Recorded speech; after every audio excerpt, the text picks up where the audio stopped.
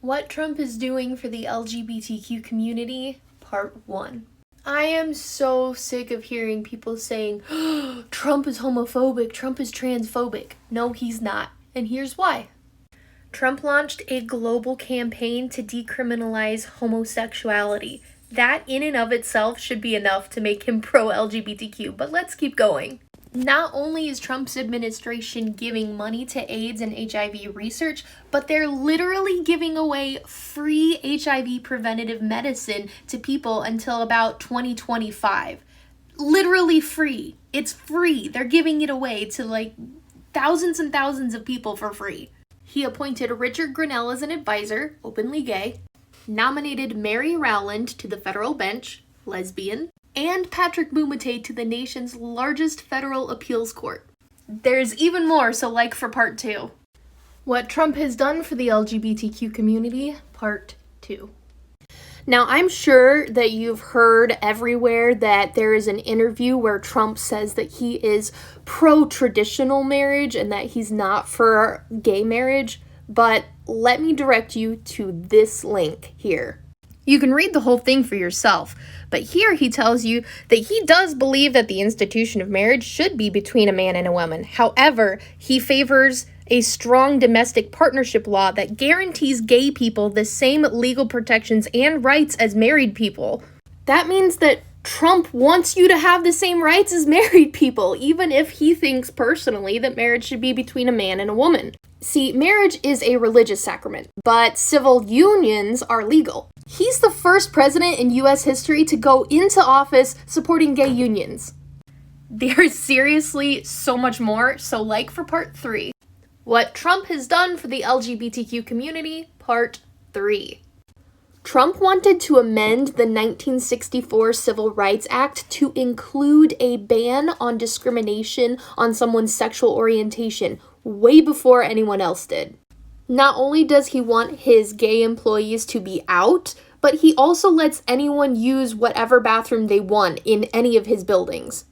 He has been in favor of hate crime legislation since he started running. He was even cited as saying that George Bush did a bad job with it, and he wanted to increase hate crime legislation because nobody should be victimized based on their sexual orientation, the color of their skin, or otherwise.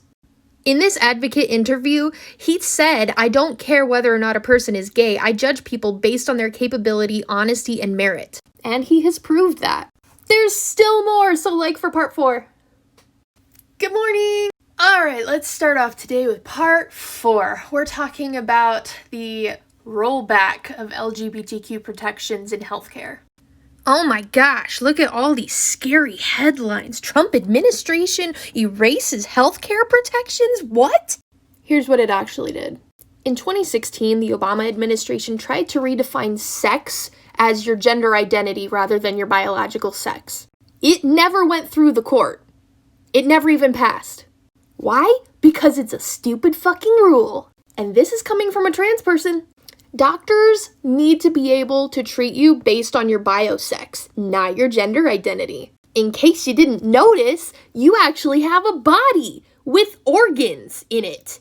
Those organs need treatment. It doesn't matter what your brain says your gender is. These headlines are meant to scare you. Don't fall for it. This is Part 5 of Trump versus the LGBTQ, so make sure that you watch the previous videos before this one. So if this was an Obama-era thing, why is Trump getting blamed for rolling back the healthcare protections? Well, as you know, Obamacare fucking sucks, and Trump has been looking at it his whole administration. Finding things he does agree with, finding things he doesn't agree with. I cover all of this in one of my other videos. Take a look. One of the things he did agree with was what Obamacare defines sex as, which is your biological sex. Because again, the redefinition didn't pass the court. Trump's admin came out and said that yes, we do agree with this. And now all of the news media is blaming him for it. That's all that happened. Doctors can't turn you away because you're trans. The discrimination means that they can treat you based on your biosex, not your gender identity. Which again, is necessary. Part 6 soon!